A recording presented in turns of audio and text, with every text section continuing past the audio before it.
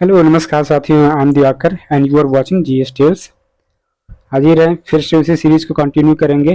घटना चक्र की जो ज्योग्राफी की हम स्टार्ट किए थे, इंडियन ज्योग्राफी की, तो बहुत दिनों बाद वापस आना हुआ है। आई होप कि इस बार फिर से हम लोगों के बीच में कोई दूरी न रहे, है ना, और ये जो सीरीज चल रही ये भी अधूरी न रहे। बहुत सारी भूमिका वगैरह कुछ ना बनाते हुए वो सब पहले ही बन चुका है। हम सीधे सीधे स्टार्ट करते हैं अपना अगला जो सेशन है वो है, उसमें हम अपनी प्राकृतिक आपदाएं देखेंगे। ये इंडियन ज्योग्राफी का 16th पार्ट होगा, है ना। 15 पार्ट पहले से अपलोड हो चुके हैं। तो जैसा कि आप जानते हैं, मानव पर दुष्प्रभाव डालने वाले प्राकृतिक परिवर्तनों को प्राकृतिक आपदाएं कहते हैं। इस डेफिनेशन में बहुत ज़्यादा कुछ नहीं रखा है। हाँ, जिसको मेंस वगैरह से मतलब है वो ये पॉइंट इस पर इम्फेसाइज कर सकता, फोकस कर सकता है कि जो प्राकृतिक परिवर्तन मानव पर दुष्प्रभाव डालते हैं उनको प्राकृतिक आपदाएं कहते हैं। इसमें ज्वालामुखी विस्फोट हो गया, भूकंप, सागर कंप, सूखा, बाढ़, चक्रवात, मृदा अपरदन, अपवाहन, पंख प्रवाह, हिम अवदाह, ये सब जो हैं प्राकृतिक आपदाओं के मुख्य उदाहरण हैं। इनमें से अधिकांश आपदाएं प्राकृतिक शक्तियों द्वारा उत्पन्न तो होती हैं, लेकिन मानव के अवांछनीय क्रियाकलापों से इन आपदाओं का दुष्प्रभाव बढ़ जाता है। अवांछनीय क्रियाकलापों का मतलब आप समझते हैं कि डेवलपमेंटल जो वर्क हैं, है ना, खनन हो गया, कहीं प्राकृतिक संसाधनों का अननेसेसरी दोहन हो रहा है, इन सब चीज़ों से प्राकृतिक आपदाएं लगातार बढ़ रही हैं और उनका असर भी मानव पर ज़्यादा पड़ रहा है। हिमालय पर्वत नवीन बलित पर्वत है जिसका निर्माण अभी पूरा नहीं हुआ है। इसका कारण यह है कि हिमालय क्षेत्र में अभी भू संतुलन की स्थिति उत्पन्न नहीं हुई है।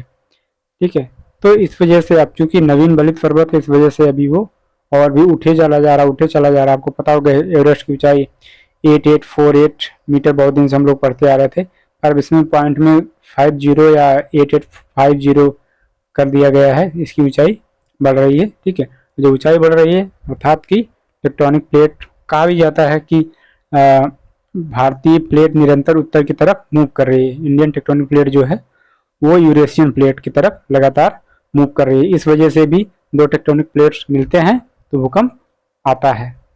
ठीक है, कुछ इस तरीके से आप यहाँ पे देखें, ये रहा यूरेशियन प्लेट। ठीक है, इतना यूरेशियन प्लेट है और इसके नीचे हमारा इंडियन प्लेट, ये वाला। आज इसका स्ट्रक्चर कुछ इस तरीके से है, लेकिन पहले लगभग 71 मिलियन वर्ष पूर्व ये इस तरीके से था।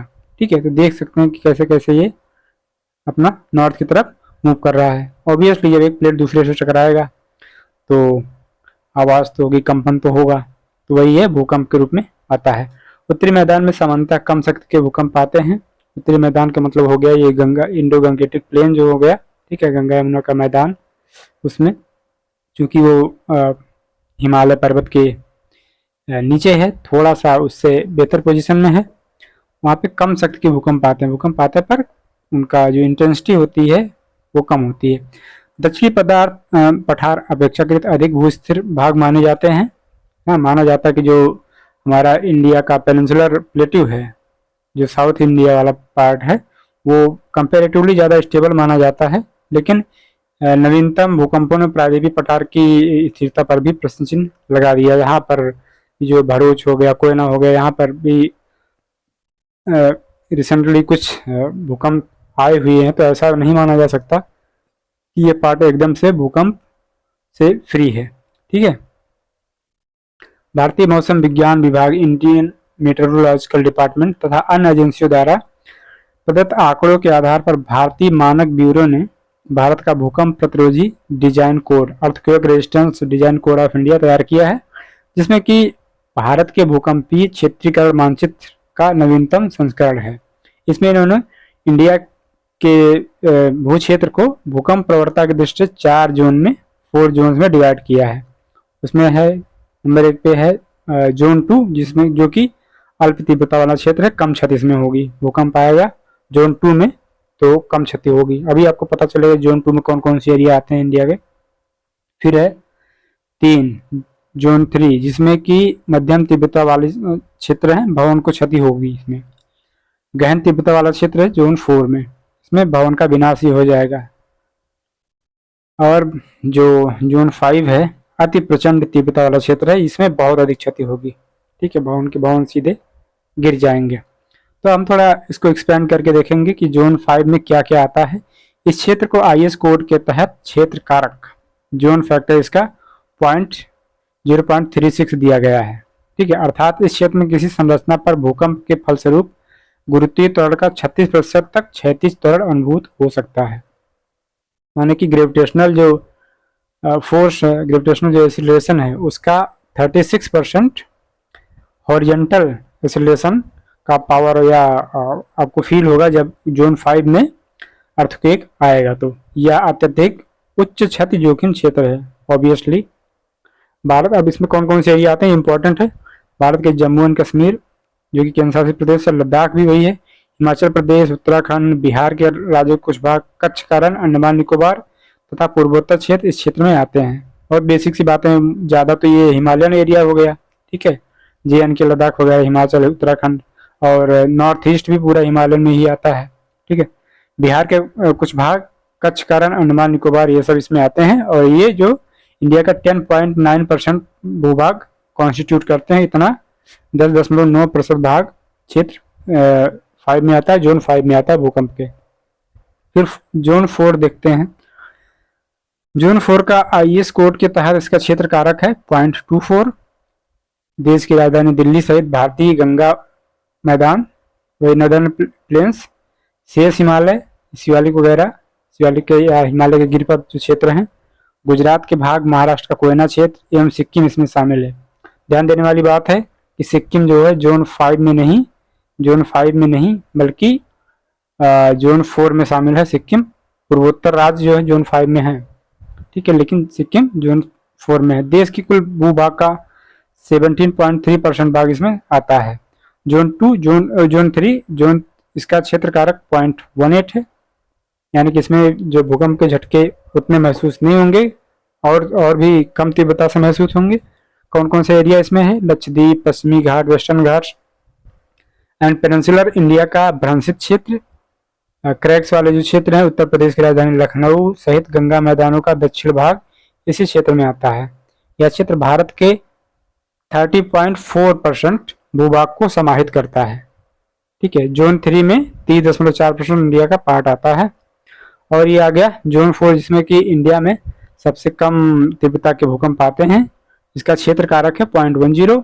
पूर्व के जोन 1 एवं जोन 2 को मिलाकर एक जोन बनाया गया जिसको जोन 2 कहा गया। ठीक है, इसमें भारत का 41.4% भूभाग आता है, यानी कि सबसे ज्यादा जो भूभाग इंडिया का आता है वो सबसे कम भूकंप तीव्रता वाले क्षेत्र में आता है, दैट इज जोन 2। प्रायद्वीपीय पठार का अधिकांश भाग इसी क्षेत्र में आता है। पेनिनसुलर इंडिया का कहते हैं ना कि बहुत स्टेबल है, तो इसी वजह से सबसे कम तीव्रता वाले भूकंप वाले क्षेत्र में ये पेनिनसुलर इंडिया या प्रायद्वीपीय पठार का भाग आता है। कर्नाटक पठार भी इसी में आता है, ऑब्वियसली प्रायद्वीपीय पठार का ही भाग है, अतः यह सबसे कम भूकंप प्रभावित मेखला में सम्मिलित है। भूकंप, भारत के भूकंपीय क्षेत्र कुछ इस तरीके से देखेंगे तो अति प्रचंड तीव्रता वाले क्षेत्र जो है, ये देखिए पूरा हिमालयन बेल्ट हो गया, ये नॉर्थ ईस्टर्न पार्ट हो गया। ठीक है, नॉर्थ ईस्ट पूरा हिमालय लेके, और ये गुजरात का जो कच्छ कारण है। ठीक है, और ये हमारा अंडमान निकोबार। ठीक है, ये इतने एरिया जो हैं अति प्रचंड तीव्रता वाले हैं। उसके बाद इधर हो जाएगा गहन तीव्रता वाले क्षेत्र, जोन 4 में जो आएंगे उसके नीचे ये हो गया उत्तर प्रदेश, हरियाणा, यहाँ सब राजस्थान वगैरह है ना, क्योंकि बीच बीच में इधर कोयना क्षेत्र वगैरह हो गया, ये सब जो है सिक्किम भी इसी में आएगा, जोन 4 में आएगा। उसके बाद मध्यम तीव्रता वाले क्षेत्र बीच बीच में ये सब हो गए, ये थोड़ा गुजरात राजस्थान का पार्ट हो गया, इधर आंध्र प्रदेश के पार्ट है ना, तमिलनाडु नीचे है, तेलंगाना, ये सब ऐसे करके हैं। इसमें को आप देख सकते हैं, थोड़ा सा बेसिक आइडिया आपको माइंड में छप जाता है, मैप देखने से ये फायदा होता है।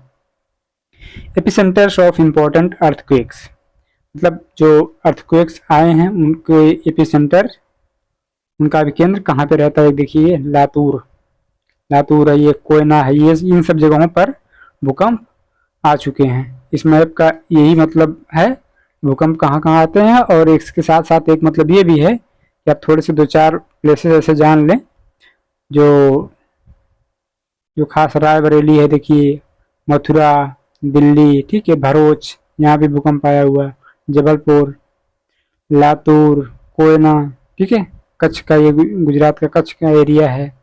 इस तरीके अब यहाँ पे देखिए, और मैग्नीट्यूड भी यहाँ पे बताया है कि रिचर स्केल पर किसका कितना मैग्नीट्यूड है, 5 to 6.5 जो है, ये सब इतने बड़े होते हैं। उस तरीके से आप मैप में देखेंगे तो आपको बड़ा पता चलेगा।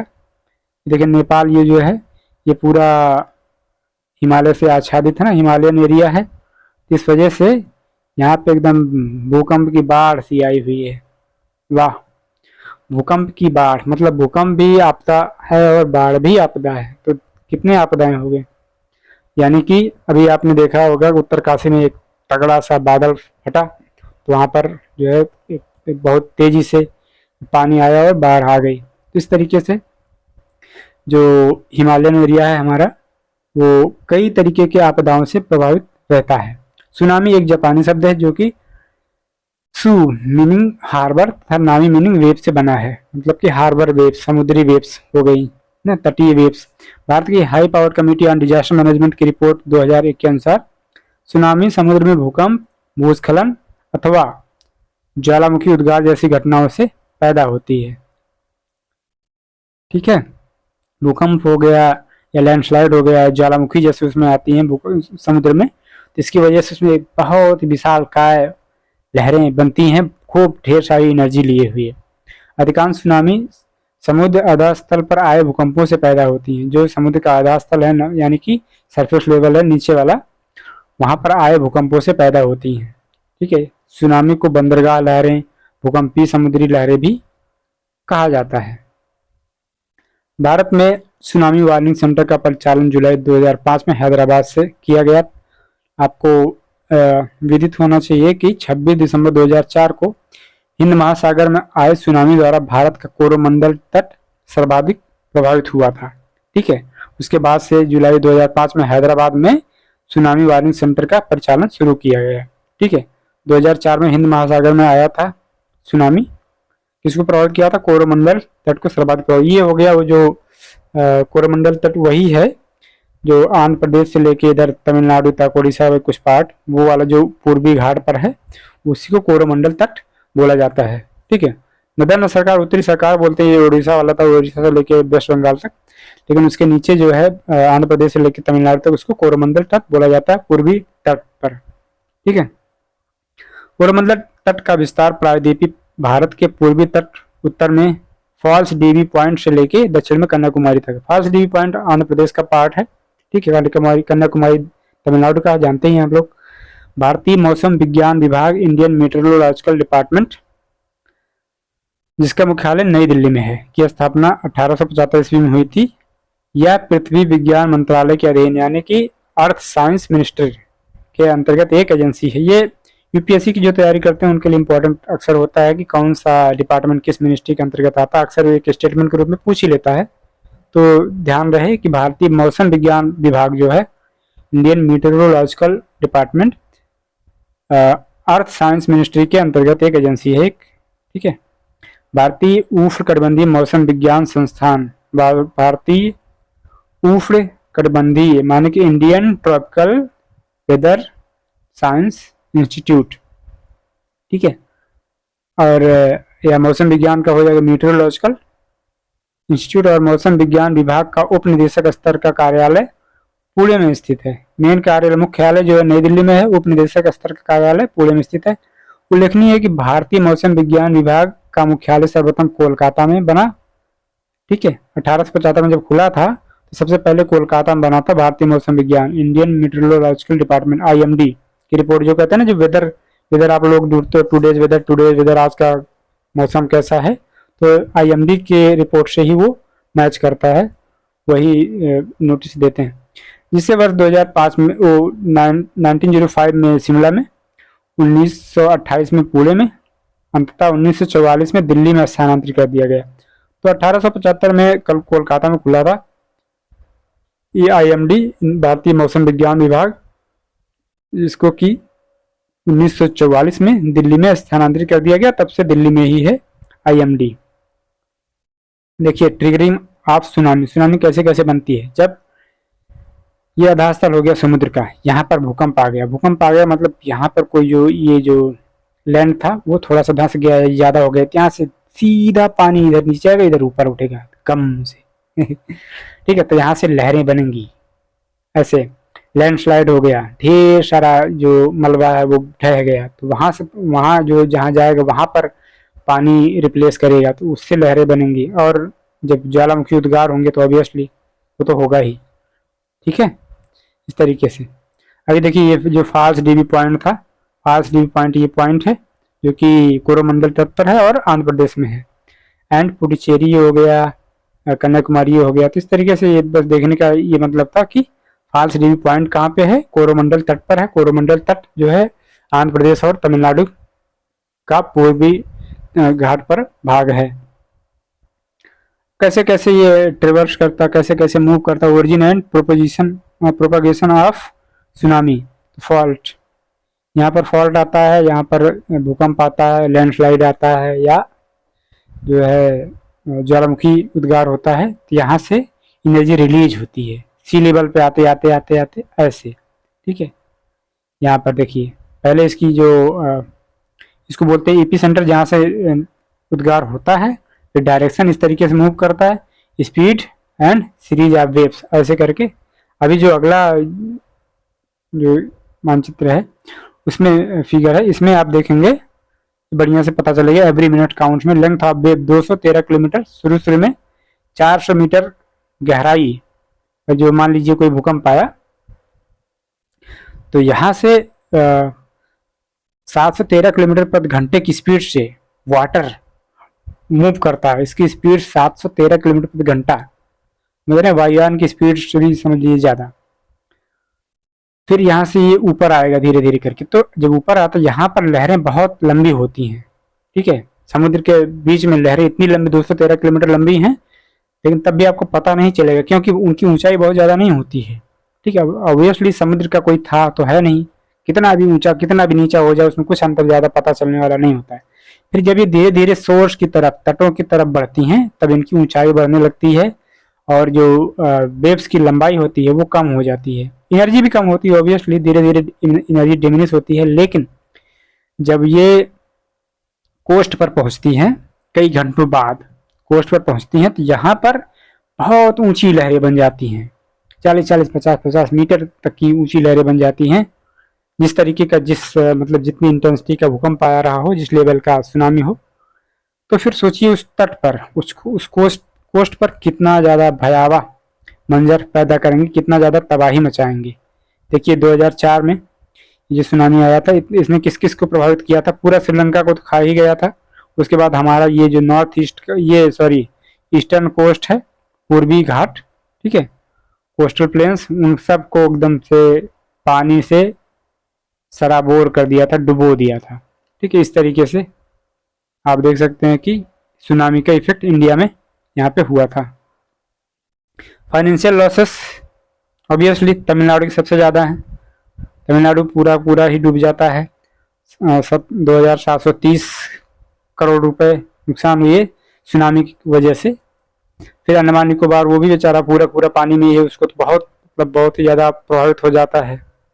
केरला, आंध्र प्रदेश, पुडुचेरी, तो कहने का मतलब ये साउथ ईस्टर्न स्टेट जो इंडिया के हैं, वो बुरी तरीके से उनको फाइनेंशियल लॉस का झेलना पड़ता है।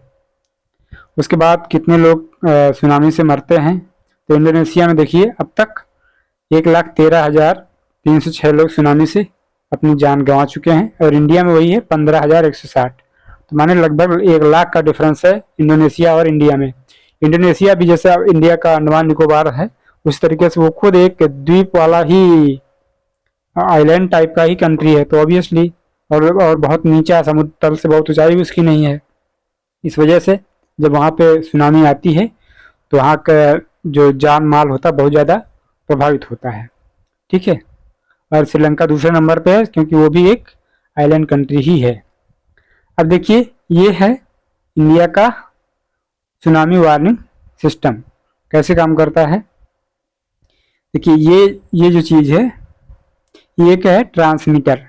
ठीक है, ये ट्रांसमीटर जो डिटेक्ट करता है कि समुद्र में कोई एक्टिविटी ऐसी तो नहीं हुई है, भूकंप वगैरह आया हुआ हो जिससे सुनामी बन रही हो। फिर यहाँ से ये डेटा ट्रांसफर करता है किसको, सरफेस बुआई को। सरफेस बुआई मतलब समुद्र तल में, स्थल में जो है एक टूल होता है, इंस्ट्रूमेंट होता है, जो यहाँ से डेटा कैप्चर करता है और फिर उसके बाद ये इरिडियम सैटेलाइट को भेजता है। ठीक है, इरिडियम सैटेलाइट। ठीक है, अब ये सैटेलाइट जो है कंट्रोल सेंटर्स को भेजती है। कंट्रोल सेंटर्स फिर जगह जगह पर अलार्म बजाते हैं, जिससे कि हमें पता चलता है कहाँ सुनामी आने वाली है। इस तरीके से इंडिया का वार्निंग सेंटर है, सिस्टम है। और ये कहाँ पे है? हैदराबाद में 2005 जुलाई से वर्क कर रहा है। किसी नदी या तटीय भाग में जलस्तर की उच्च जलस्तर की उस स्थिति को बाढ़ कहते हैं। अब फ्लड पे आ गए हम लोग, जिससे भूमि का कुछ भाग जलमग्न हो जाता है। बाढ़ की परिभाषा ये दे रहे हैं, जहां पर भूमि का कुछ भाग जलमग्न हो जाए उसे बाढ़ कहते हैं। वही बात हो गई उच्च जलस्तर की उस स्थिति को। मानसून की अनिश्चितता एंड अनियमितता का दूसरा महत्वपूर्ण परिणाम बाढ़ों का आना है। ठीक है, indefinite and irregularity of Indian monsoon की वजह से जो है बाढ़ आते हैं, ये एक बहुत महत्वपूर्ण कारण है। केंद्रीय जल आयोग ने बाढ़ों की गणना करने के लिए बाढ़ पूर्वानुमान संगठन फ्लड फोरकास्टिंग ऑर्गेनाइजेशन की स्थापना की है। इस संगठन के अनुसार ने देश के 22 बाढ़ प्रभावित राज्यों एवं 3 केंद्र शासित प्रदेशों में 328 स्टेशनों को चिन्हित किया है, जिसमें सबसे ज्यादा 44 स्टेशन उत्तर प्रदेश में है।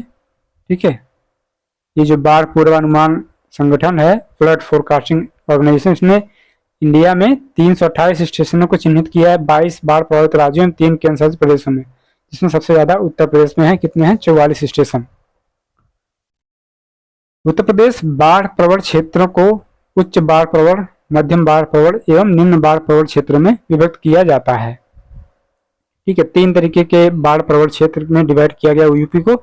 इसमें से सबसे ज्यादा जो बाढ़ प्रवण क्षेत्र है वो उच्च बाढ़ प्रवण क्षेत्र है। कितना? 48%। और इस 48% में भी पूर्वी क्षेत्र जो यूपी का, मानो ये पूर्वी भाग, उत्तर प्रदेश का पूर्वी भाग जो, उसमें ज्यादा बाढ़ आते हैं। 22 बाढ़ प्रभावित राज्यों में 43 स्टेशनों के साथ 43 स्टेशन जो है बिहार में दूसरे नंबर पे है। ठीक है, अब यहाँ पे देखेंगे फ्लड प्रोन एरिया, सबसे ज्यादा बाढ़ से प्रभावित होने वाले एरिया जो है कौन कौन से स्टेट हैं। तो इसमें उत्तर प्रदेश 21.9%, 12.71% के साथ बिहार दूसरे नंबर पे है। असम फिर है, ठीक है, 9.4%, 7.91% के साथ वेस्ट बंगाल, उड़ीसा। आप देख सकते हैं कि इंडिया का ये जो नदर्न प्लेन है, नदर्न प्लेन का पूर्वी भाग, ठीक है, जिसमें कि उत्तर प्रदेश का पूर्वी भाग हो गया, बिहार पूरा हो गया, वेस्ट बंगाल आ जाएगा, आपको उड़ीसा के भी कुछ पार्ट आ जाएंगे। ठीक है, और ये असम जो प्रभावित होता है वो होता है ब्रह्मपुत्रा से। ठीक है, ब्रह्मपुत्रा रिवर से प्रभावित होता है।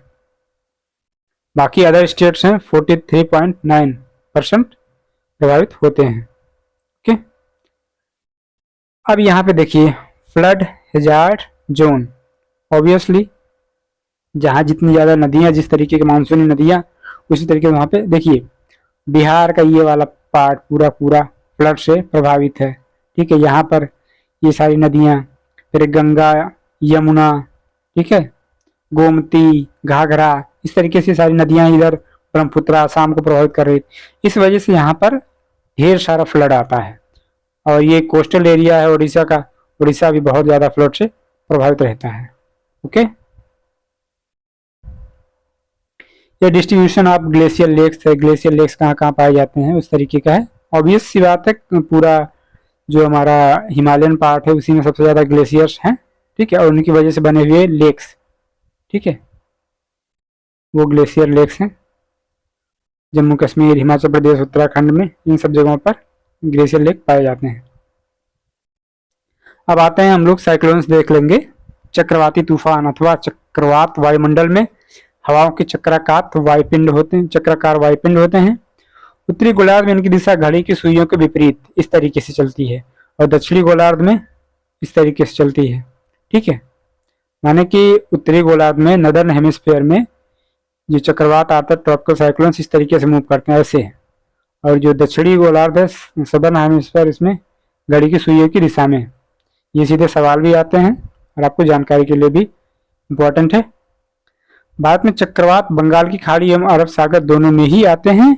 बंगाल की खाड़ी में अधिक ताप के कारण बने निम्न दाब से, तो आपको पता होना चाहिए जब जहाँ पर तापमान बढ़ जाता है वहाँ पर जो एयर पार्टिकल्स होते हैं या कोई भी पार्टिकल वो दूर दूर हो जाते हैं, ठीक है।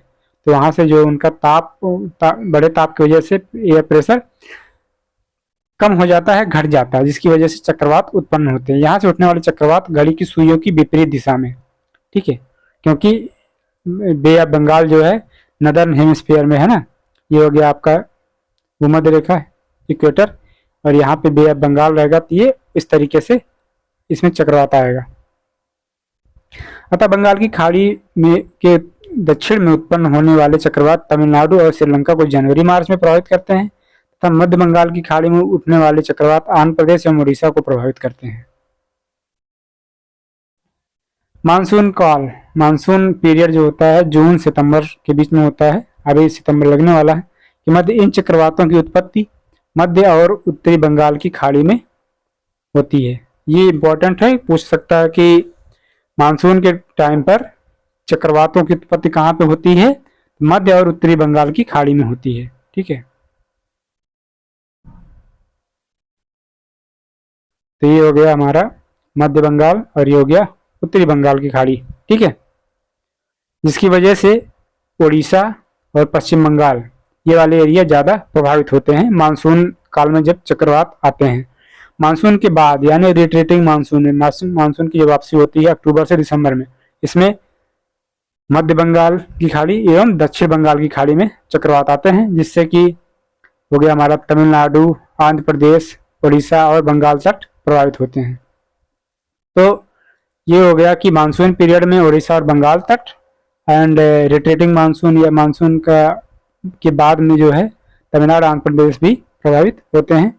इसमें आप देख सकते हैं ट्रॉपिकल साइक्लोन हजार मैप है, ये ट्रॉपिकल साइक्लोन किस किस को प्रभावित करते हैं। तो ये हो गया थोड़ा सा गुजरात का एरिया हो गया, सौराष्ट्र कच्छ का एरिया हो गया, ठीक है, और बाकी तमिलनाडु, केरल, ये आंध्र प्रदेश हो गया, और इधर उड़ीसा और वेस्ट बंगाल, ये सब एरिया प्रभावित होते हैं ज़्यादा।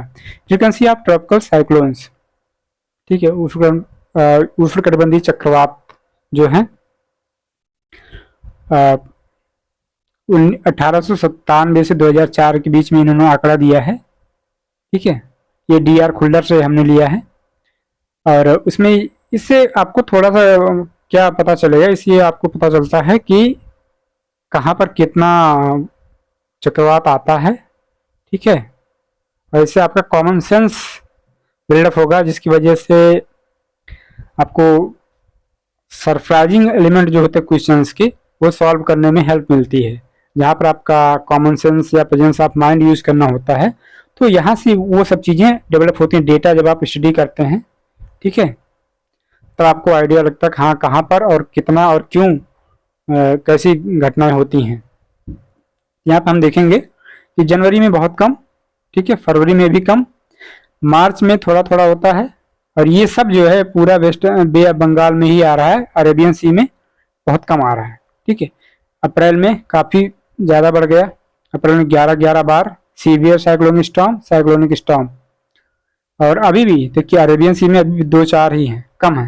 लेकिन मई जून में जो है, मई जून में इधर बहुत ज़्यादा बढ़ गया, और अरेबियन सी में भी बढ़ गया, पर तुलनात्मक तौर पे अभी भी अरेबियन सी में कम है। कहने का मतलब ये है कि अगर बंगाल की खाड़ी में 4 बार चक्रवात आता है तो अरब सागर में 1 ही बार चक्रवात आता है, कुछ इस तरीके का अंतर है, ठीक है।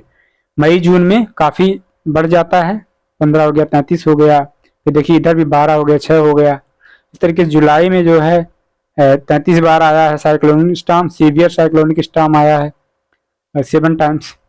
तो अब फिर से देखिए, कहने का मतलब ये है कि मई और जून में ये जो अरेबियन सी है, अरेबियन अरब सागर में, उसमें भी साइक्लोन आते हैं, बाकी महीनों में कम आते हैं, और सितंबर अक्टूबर में और नवंबर में, सितंबर अक्टूबर नवंबर, कुछ हद तक दिसंबर में भी अरब सागर में साइक्लोन आते हैं। लेकिन जनवरी, फरवरी और मार्च को अगर छोड़ दिया जाए तो पूरे साल यहाँ पर साइक्लोन आते हैं बंगाल की खाड़ी में। और सबसे ज़्यादा कब आते हैं? सबसे ज़्यादा आते हैं अक्टूबर और नवंबर में। ये देखिए 40 और 35, 44 और 35, ठीक है, 79, और ये 40, 54, 94 बार, ठीक है, इस तरीके से आप समझ सकते हैं कि जब ठंडी का समय आता है तो ज़्यादा ही चक्रवात आते हैं बंगाल की खाड़ी में।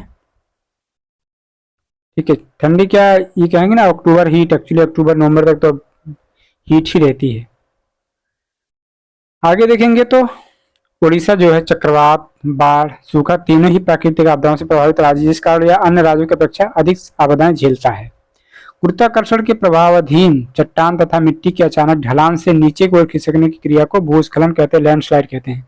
इसमें इंपॉर्टेंट पार्ट ये है कि जो लैंडस्लाइड होता है, भूस्खलन का मेन जो रीजन होता है वो होता है ग्रेविटेशनल फोर्स। ठीक है, पृथ्वी का जो गुरुत्व बल है, गुरुत्वाकर्षण है, उसकी वजह से चट्टान और मिट्टी के अचानक ढलान आने से भूस्खलन आता है। ठीक है, हिमालय में भूस्खलन की घटनाएं में वृद्धि हुई है, आवृत्ति में वृद्धि हुई, मतलब कि अब ज्यादा जल्दी जल्दी उसमें भूस्खलन आता है। इसका प्रमुख कारण क्या है?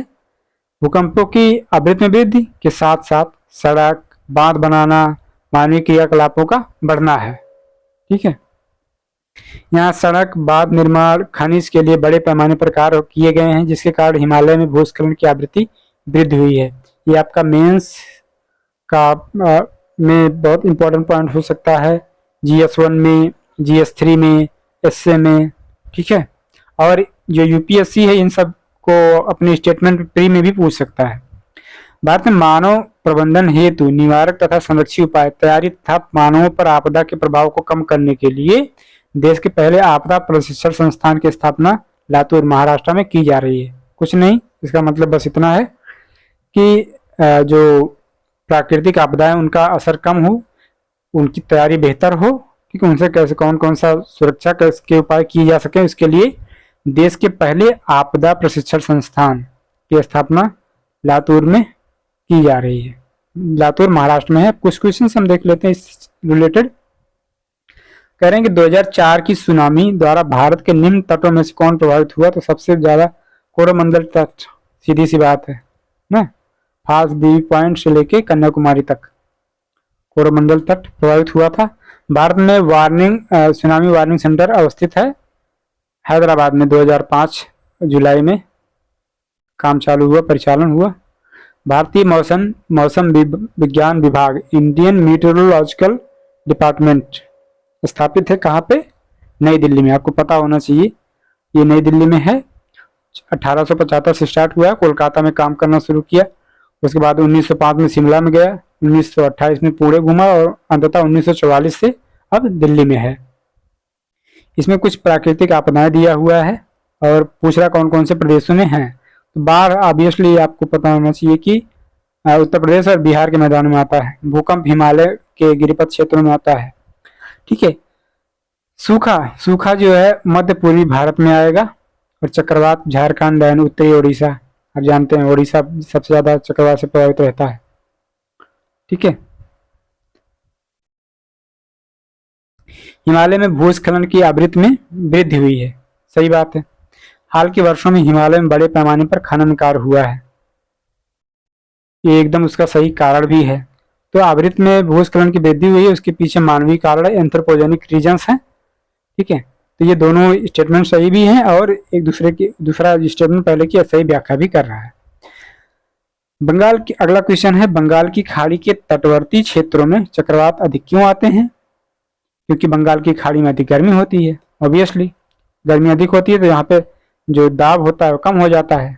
ठीक है, दाब कम हो जाता है, इस वजह से चक्रवात ज्यादा आते हैं, जो कि मानसून पीरियड में उड़ीसा एंड वेस्ट बंगाल को प्रभावित करते हैं, जबकि जनवरी मार्च में यही चक्रवात तमिलनाडु, श्रीलंका को प्रभावित करते हैं, आंध्र प्रदेश को प्रभावित करते हैं। ठीक है, पश्चिमी तट की तुलना में पूर्वी तट चक्रवातों द्वारा अधिक प्रभावित है। बिल्कुल, पश्चिमी तट माने अरब सागर वाला ब्रांच, और जो पूर्वी तट है, ठीक है, ये कुछ इस तरीके से इंडिया का मैप हो गया। ये अरब सागर हो गया, ये हमारा हो गया जो है बे ऑफ बंगाल की खाड़ी वाला ब्रांच। तो पश्चिमी तट बिल्कुल यहाँ पे कम आता है पूर्वी तट की तुलना में। पश्चिमी तट की तुलना में पूर्वी तट चक्रवात द्वारा अधिक प्रभावित है, बिल्कुल सही बात। भारत का पूर्वी तट उत्तर पूर्वी व्यापारिक हवाओं की मेखला में आता है, ये भी स्टेटमेंट सही है। ठीक है, जो नॉर्थ ईस्टर्न ट्रेड विंड्स होती हैं उनकी रेंज में होता है भारत का ये हमारा पूर्वी तट। ठीक है, लेकिन इससे चक्रवातों का क्या संबंध है? दोनों एक दूसरे के एक्सप्लेन नहीं कर रहे, हालांकि दोनों सही हैं, दोनों स्टेटमेंट सही हैं। अगला स्टेटमेंट, अगला क्वेश्चन, महाराष्ट्र के कोयना क्षेत्र के निकट भविष्य में अधिक भूकंप प्रभावित होने की संभावना है। ये बात बिल्कुल सही है। क्यों? क्योंकि कोयना बांध एक पुराने भ्रंश तल पर अवस्थित है, एक क्रैकिंग सरफेस पर अवस्थित है, जो कोयना जलाशय में जलस्तर के परिवर्तन के साथ अधिक सक्रिय हो सकता है, क्योंकि वहां पर कोयना का जलाशय है बड़ा सा, तो जिसकी वजह से वहां पे पहले भी भूकंप आया है और आगे भूकंप आने की संभावनाएं ज़्यादा हैं। इसलिए ये मतलब पहला स्टेटमेंट भी सही है और कारण भी उसका सही से एक्सप्लेन कर रहा है। निम्नलिखित राज्यों में किसमें सर्वाधिक आपदाएं, प्राकृतिक आपदाएं आती हैं? तो आप जानते हैं कि ये उड़ीसा हो गया। उड़ीसा में चक्रवात, बाढ़, भूकंप सब ज़्यादा आते हैं। ठीक है, सूखा, सॉरी भूकंप नहीं, सूखा, तीन ही प्राकृतिक आपदाओं से ज़्यादा प्रभावित राज्य है। देश के पहले आपदा प्रबंधन प्रशिक्षण संस्थान, आपदा प्रबंधन मतलब कि disaster management training centre institute जो है कहाँ पे खोला जा रहा है? तो वो लातूर महाराष्ट्र में उसकी स्थापना की जा रही है। अगला क्वेश्चन है, भारत का निम्नलिखित में से कौन सा क्षेत्र उच्च तीव्रता की भूकंपीय मेखला में नहीं आता? उत्तराखंड आता है, कच्छ आता है, हिमाचल प्रदेश भी हिमालयन एरिया है, कर्नाटक पठार नहीं आता है क्योंकि ये जोन 2 में आता है। ठीक है, यानी कि पेनिनसुलर इंडिया जो है हमारा प्रायद्वीपीय पठार वाला भाग, उसमें कर्नाटक पठार आता है, इस वजह से उसमें कम भूकंप आते हैं, तीव्रता भी कम होती है। भारत का सबसे अधिक बाढ़ग्रस्त राज्य है बिहार। ठीक है, बिहार में हर साल ढेर सारा बाढ़ आता है। उत्तर प्रदेश के निम्न से कौन सा क्षेत्र सर्वाधिक बाढ़ प्रभावित क्षेत्र है? वो पूर्वी क्षेत्र है, आपको पता है, और पूर्वी क्षेत्र जो है उच्च बाढ़ प्रवण क्षेत्र में भी आता है। ठीक है, अब इसमें फिर से दिया है प्राकृतिक आपदाएं एवं उससे प्रभावित क्षेत्र दिया है। अगला क्वेश्चन है, तो बाढ़ कहाँ पे आता है? उत्तर प्रदेश और बिहार के मैदान में। सेम ही क्वेश्चन है क्या? लगभग सेम ही क्वेश्चन है। भूकंप आता है हिमालय क्षेत्र में। सूखा जो है पश्चिम एवं मध्य भारत के क्षेत्र में आता है। सुनामी भारत का दक्षिण तटीय क्षेत्र। दक्षिण तटीय क्षेत्र माने वही कन्याकुमारी वाला जो कोस्ट हो गया, तमिलनाडु वाला। ठीक है, मई माह में उष्ण कटिबंधीय चक्रवात का क्या कारण है? तो मई में तो देखिए मानसून भी नहीं होता है, उस समय जो होता है स्थानीय तापांतर होता है। ठीक है, स्थानीय तापांतर की वजह से चक्रवात आते हैं, उष्ण कटिबंधीय चक्रवात। ठीक है, अब देखिए यहाँ पे हम काली मिट्टी मतलब मिट्टियां नहीं देखते क्योंकि ये चैप्टर काफी बड़ा है। इसको छोड़ के हम सीधे जो मृदा इरोजन है ना, सॉइल इरोजन, ठीक है, उस वाले चैप्टर को देखेंगे और इसको हम एक बड़े डिटेल चैप्टर में डिटेल सेशन में अलग। सो नेक्स्ट वन इज मृदा अपरदन एवं सुधार, सॉइल इरोजन एंड मेजर्स। ये एक्चुअली हमने इसको इसमें इसलिए क्लब किया क्योंकि ये छोटा सा चैप्टर है, दोनों मिला के एक सेशन में कंप्लीट करते हैं। बाकी जो सॉइल वाला चैप्टर है वो एक बड़ा सा चैप्टर, उसको पूरे एक वीडियो में कंप्लीट करेंगे तो सॉइल पूरा उसमें कवर हो जाएगा। ठीक है, तो इसमें देखते हैं कि प्राकृतिक एजेंट्स, नेचुरल एजेंट्स जैसे कि जल, वायु, पवन इत्यादि द्वारा मिट्टी के ऊपरी आवरण के क्रमिक कटाव, रेगुलर कटिंग एंड स्थानांतर एवोल्यूशन को मृदा अपरदन, सॉइल इरोजन कहते हैं। सीधी सी बात है, ऑर्डर में या रेगुलरली जब मृदा का कटाव होता है तो उसी वही है मृदा अपरदन। मृदा अपरदन के कई कारक होते हैं जिसमें कि सबसे ज्यादा जो इम्पोर्टेंट है, रिस्पॉन्सिबल है एक्चुअली, वो निर्वनीकरण यानी डिफॉरेस्टेशन, अत्यधिक ग्रेजिंग, पशुचारण, जूमिंग कल्टीवेशन, अवैज्ञानिक कृषि पद्धति, परिवहन संचार साधनों द्वारा प्राकृतिक अपवाह का अपवर्तन, अवरोध तथा अंधाधुंध खनन, माइनिंग वगैरह, इन सब चीजों की वजह से मृदा अपरदन ज्यादा होता है, सॉइल इरोजन। ठीक है, भारत में मृदा अपरदन से सर्वाधिक प्रभावित क्षेत्र चंबल एवं यमुना नदियों की उत्खात भूमि क्षेत्र। उत्खात भूमि मतलब रविंस, वही राविंस क्षेत्र जो है, पश्चिमी हिमालय का गिरिपदीय क्षेत्र, शिवालिक पश्चिमी हिमालय का गिरिपदीय क्षेत्र। ठीक है, ये जो है गिरिपदीय क्षेत्र इसके नीचे वाला, हिमालय के नीचे वाला, जिसमें कि शिवालिक के गिरिपदीय क्षेत्र आते हैं।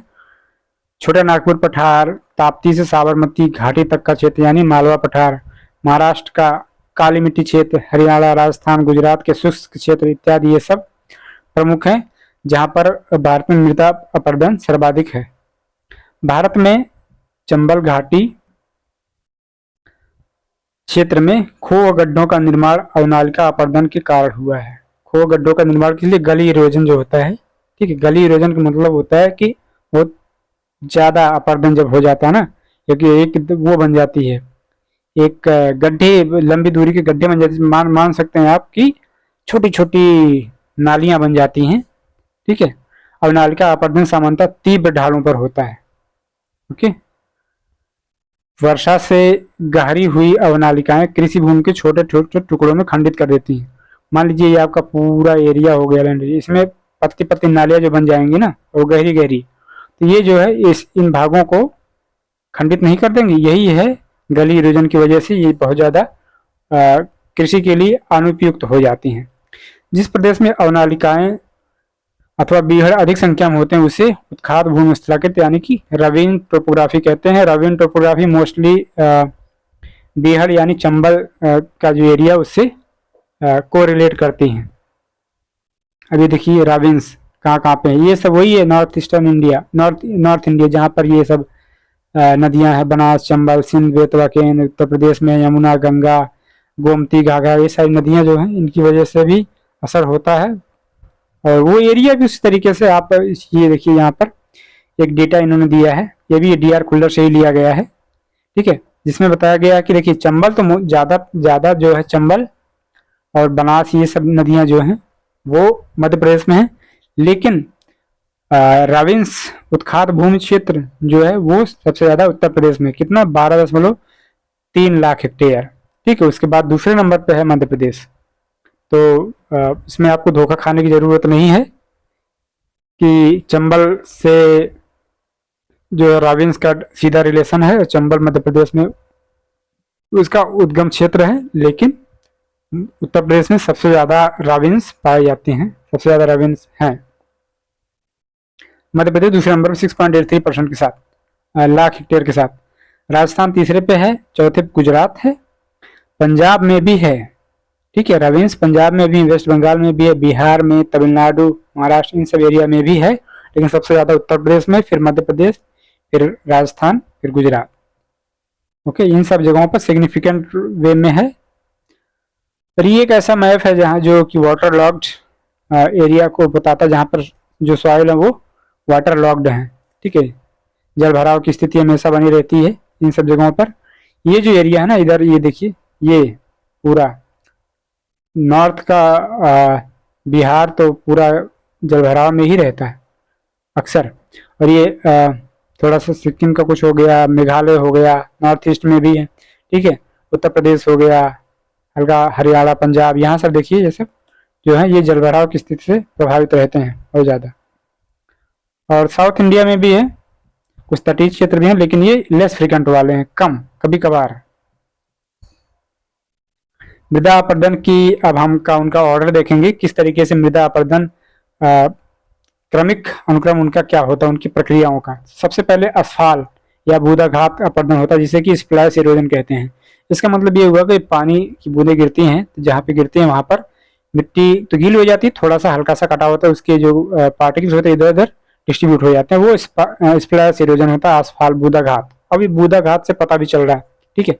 परत इरोजन, परत अपरदन, सीट इरोजन, यानी कि पानी गिरा, वहां से जो पार्टिकल्स हटे, नरम हुए, ठीक है, और वो पानी के साथ बह गए, तो हल्का सा वहां पर ऊपर का जो परत है वो बह गया, तो उसको सीट इरोजन बोलते हैं। रील इरोजन, रील इरोजन का मतलब होता है कि जब थोड़ी सी हल्की हल्की नालियां बन जाएं, ज्यादा देर तक ज्यादा गहरा पानी हो जाए, थोड़ी नालियां बन जाए हल्की हल्की मिट्टी में, छोटी एवं कम गहरी नालियां बन जाती है, उसको रील इरोजन। और नालिका अपरदन, गली इरोजन, यही नालियां जब और चौड़ी हो जाए और गहरी हो जाए तो उसको अवनालिका अपरदन बोला जाता है, ठीक है। और चौड़ा हो जाए, नदी का रूप ले ले, चैनल बन जाए, कोई धारा बन जाए, तब उसको बोलते हैं कि स्ट्रीम चैनल इरोजन, धारा चैनल अपरदन, ठीक है। और यहाँ पर आप देख सकते हैं वही जो चीज हमने एक्सप्लेन किया जब बूंदाबांदी हो रही है तो स्प्लैश इरोजन हो रहा है। ठीक है, सीट इरोजन में थोड़ा सा वहां का पहला ऊपर का लेयर ही हट गया। ठीक है, रिल इरोजन देखिए पतली पतली नालियां बन जा रही हैं, और गली इरोजन में पूरी एकदम चौड़ी नाली बन गई, गहरी नाली बन गई। ठीक है, इस तरीके से होता है। सोरगम किसी अन्य फसल की तुलना में, सोरगम माने ज्वार, भूमि वर्धन के लिए ज्यादा रिस्पॉन्सिबल है। ठीक है, माने दूसरी फसलों की तुलना में, एक्चुअली एक सवाल पूछा गया था, इस वजह से इन्होंने ये पॉइंट इसमें इंक्लूड किया है। मृदा संरक्षण के संबंध में प्रचलित पद्धतियों में सस्यावर्तन यानी फसलों का परिवर्तन, ठीक है, बदल बदल के खेती करना, अलग अलग फसल अलग अलग ईयर में लगाना, वेदिका निर्माण, टेरेस फार्मिंग, ठीक है, वायुरोध का निर्माण भारत में उपयुक्त माना जाता है जिससे कि सॉइल इरोजन कम हो सके, मृदा का संरक्षण किया जा सके। मृदा सुधार के अंतर्गत फसल चक्र, ठीक है, मिश्रित खेती, मिक्स्ड फार्मिंग, बहुफसलीय खेती द्वारा मृदा की उर्वरता को पोषित किया जा सकता है। ये कहने का मतलब यही है कि सस्यावर्तन जिसको बोलते हैं कि एक जगह पर एक ही खेती नहीं करनी चाहिए, उसको बदल बदल के खेती करेंगे जिससे कि उसकी जो वो होती है मतलब पोषण क्षमता होती है जो मिट्टी की, वो मेंटेन रहती है। ठीक है, अब ये थोड़ा सा हमने गूगल से स्क्रीनशॉट लिया हुआ है, बहुत हल्का सा, ये आपके मेंस की पॉइंट ऑफ व्यू से इंपॉर्टेंट है या फिर जो इंग्लिश वाले हमारे एस्पिरेंट्स हैं जो इंग्लिश में पढ़ना चाहते हैं उनके लिए ये स्लाइड ऐड की गई है। तो डेफिनेशन वही है, natural process of the upper fertile layer of soil being worn away and transported by agents like water, wind, ice. देखिए इसमें एजेंट्स बता रहा कि पानी हो गया, हवा हो गया, आइस हो गया, इन सब की वजह से जब ऊपरी परत वहां से हट जाती है वही सॉइल इरोजन होता है। इसके काजेस ऑफ सॉइल इरोजन कौन कौन से कारण, नेचुरल फैक्टर्स क्या क्या होते हैं, water, wind, ice and snow. ठीक है, और ह्यूमन फैक्टर्स क्या क्या होते हैं, डिफोरेस्टेशन, निर्वनीकरण, वही इंटेंसिव एग्रीकल्चर, ठीक है, over grazing, improper land use जो कि असंबंध क्या बोलते हैं अवैज्ञानिक एग्रीकल्चर है। ठीक है, इम्पैक्ट सॉइल इरोजन का इम्पैक्ट क्या होता है, फूड सिक्योरिटी पे होता है, इन्वायरमेंटल डिग्रेडेशन होता है, वाटर क्वालिटी कम हो जाती है, इंफ्रास्ट्रक्चर डैमेज होता है ऑब्वियसली, सॉइल कटने से आपने देखा होगा कि सड़क कट जाती है, धंस जाती है, बांध वाद भी प्रभावित हो जाते हैं, गांव के गांव, बिल्डिंग से बिल्डिंग गिर जाती हैं, इकोनॉमिक लॉस तो होगा ही होगा।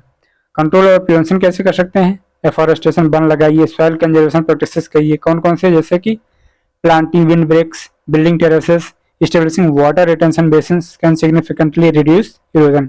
सस्टेनेबल एग्रीकल्चर फॉलो करिए जिसमें कि वाटर यूज कम करिए फार्मिंग में, adopting practices like intercropping, reducing reliance on harmful chemicals. ठीक है, improved land management, high risk area कहाँ पे है उन सब चीज़ों का पहचान करिए, उसके बाद उनको मिटिगेशन प्रैक्टिस अपनाइए जिससे कि लैंड यूज जो है बेहतर हो सके। ठीक है, अब कुछ क्वेश्चंस देख लेंगे। भारत में निम्न में से किस क्षेत्र में मृदा अपरदन सॉइल इरोजन की समस्या गंभीर है, पता है ना, शिवालिक के गिरिपथ क्षेत्र। ठीक है, मालवा भी पठार भी होता है लेकिन कम है, शिवालिक गिरिपथ जो है ज्यादा, सबसे ज्यादा तो चंबल एवं यमुना के नदियों के उत्खात भूमि क्षेत्र हो गए, राविंस हो गए। ठीक है, उसके बाद हिमालय के गिरिपथ क्षेत्र या शिवालिक के गिरिपथ क्षेत्र, छोटा नागपुर का पठार, ताप्ती से साबरमती घाटी तक का क्षेत्र जिसको कि मालवा पठार कहा जाता है। ठीक है, ताप्ती से साबरमती वही हो गया ना, गुजरात में है साबरमती, और ताप्ती जो है इधर एमपी से उद्गम होता है उसका ये नदी। महाराष्ट्र का काली मिट्टी क्षेत्र, हरियाणा, राजस्थान, गुजरात के शुष्क क्षेत्र, इन सब जगहों पर सॉइल इरोजन की समस्या है। निम्नलिखित में भारत का कौन सा क्षेत्र मृदा अपरदन इरोजन से अत्यधिक प्रभावित है। ठीक है, चंबल घाटी, हमने कहा जब जहाँ चंबल आ जाएगा, गंगा यमुना के मैदान आ जाएंगे, वो सबसे ज्यादा रहेगा, उसके बाद शिवालिक क्षेत्र या हिमालय के गिरिपथीय क्षेत्र हो जाएंगे। ठीक है, मध्य प्रदेश के निम्नलिखित किस जिले में मृदा अपरदन मिट्टी का कटाव की समस्या है, तो वो है मुरैना हो गया, भिंड हो गया, है ना, ग्वालियर, इन सब जगहों पर। मुरैना भिंड एक्चुअली ये वही एरिया है जहां पर चंबल नदी बहती है। ठीक है, मध्य प्रदेश में देखिए, मध्य प्रदेश में चंबल एवं अन्य नदियों द्वारा अवनालिका अपरदन के कारण मुरैना, भिंड, ग्वालियर जिलों की अधिकांश भूमि बीहड़ एवं बंजर हो गई है। चंबल घाटी के खो गड्ढों के निर्माण का कारण निम्नलिखित क्या है, किस रूप का अपरदन है, वो है अवनालिका, गली इरोजन। जानते हैं कि चंबल में गली इरोजन ज्यादा है। ठीक है, अब हम देखेंगे कि ये जो अपर्दन है, अपर्दन की प्रक्रियाओं का सही क्रम क्या है। तो सबसे पहले क्या होता है, बूदाघात होता है, स्फाल इरोजन, ठीक है। उसके बाद सीट इरोजन, परत अपर्दन, फिर पतली पतली नालियां बन जाती है, रील अपर्दन, फिर उसके बाद गली इरोजन होता है, ठीक है। इस तरीके से होता है, ठीक है। स्ट्रीम चैनल इरोजन, धारा चैनल इरोजन भी होता है लास्ट में। कृषि भूमि में किसके पौधे उगाने से, अगला सवाल है, कृषि भूमि में किसके पौधे उगाने से भूमि का अपर्दन अधिकतम होता है। तो वो है सोरगम यानी कि ज्वार, ठीक है, इसीलिए वहां पे पॉइंट वो दिया गया था। कौन सा तरीका मिट्टी की उर्वरता प्राप्त करने का नहीं है। तो वो है, देखिए, फसल चक्र से उर्वरता बढ़ेगी, मिश्रित खेती करेंगे, बहुफसली खेती करेंगे तो उर्वरता मेंटेन रहेगी। लेकिन बीज संशोधन का उर्वरता से क्या संबंध है, उसका कोई संबंध नहीं है। इससे हाँ वो चीज बढ़ सकती है, उसका प्रोडक्शन बढ़ता है, लेकिन उर्वरता की कोई बात नहीं है, ठीक है। पादप चक्र आवश्यक है, वही वही सेम सवाल, मृदा की उर्वरा शक्ति को मेंटेन करने के लिए, बढ़ाने के लिए, इसलिए फसल चक्र आवश्यक है। Crop cycling. अब इसमें पूछ रहा है, मृदा संरक्षण के संदर्भ में निम्नलिखित प्रचलित पद्धतियों पर विचार कीजिए। सस्यावर्तन माने फसलों का हेरफेर, बालू की बाढ़, वेद का निर्माण, टेरेसिंग, वायुरोध। भारत में मृदा संरक्षण के लिए उपयुक्त में से कौन सी विधियां उपयुक्त समझी गई हैं, ठीक है। तो बालू की बाढ़ तो कोई मृदा संरक्षण के लिए यूज हो नहीं सकता, ठीक है। तो इसलिए हो गया 1, 3 और 4, यानी कि इसका जो है आंसर हो जाएगा 1, 3, 4। भारत में मृदा अपक्षय समस्या निम्नलिखित में से किससे किनसे संबंधित है। तो वेदिका कृषि, ये तो उसका सुधार में आता है। उष्णकटिबंधीय जलवायु भी इसके लिए रिस्पॉन्सिबल नहीं है। हाँ, वनोन्मूलन, वनोन्मूलन यानी कि निर्वनीकरण यानी डिफोरेस्टेशन जरूर रिस्पॉन्सिबल फैक्टर है मृदा अपक्षय का, ठीक है। तो केवल 2 इसका आंसर हो जाएगा। देखिए 2014 में आईएएस का सवाल है ये, ठीक है। निम्नलिखित पद्धतियों में से कौन सी कृषि में जल संरक्षण से में सहायता कर सकती है। भूमि की कम या शून्य जुताई, ठीक है। जल संरक्षण में सहायता करने वाली कौन कौन सी पद्धतियां हैं। भूमि की कम या शून्य जुताई, बिल्कुल सही बात, जितना ज्यादा जुताई होगी पानी बरसेगा तो ज्यादा ही जल का भूमि कटाव होता है। खेत में सिंचाई के पूर्व जिप्सम का प्रयोग, ये भी एकदम सही है। फसल अवशेष को खेत में ही रहने देना, जिससे कि पानी उतनी तेजी से नहीं बह पाता है, तो वहां पे मृदा अपर्दन भी नहीं होता है। तो कहने का मतलब इसमें तीनों जो पद्धतियां हैं ये कारगर हैं जल संरक्षण में। भूमि की कम या शून्य जुताई, खेत में सिंचाई के पूर्व जिप्सम का प्रयोग, फसल अवशेष को खेत में ही रहने देना, ठीक है। That's all from this session. आशा करते हैं कि जो वापसी वाला सेशन है, लेक्चर है, ये थोड़ा सा ठीक ठाक रहा होगा। आगे हम लगातार ये इंडियन ज्योग्राफी और बाकी सब्जेक्ट्स भी कंप्लीट करने का विचार किए हैं। लेट्स होप एंड सी कि सारा समय से कंप्लीट हो जाए, ठीक है। तो अगर लेक्चर अच्छा लग रहा हो तो वही सब चीज़ें जो यहाँ पे लिखा गया है, subscribe and share and like कर सकते हैं, ठीक है। That's all from this session. मिलते हैं अगले सेशन में, तब तक के लिए नमस्कार एंड जय हिंद।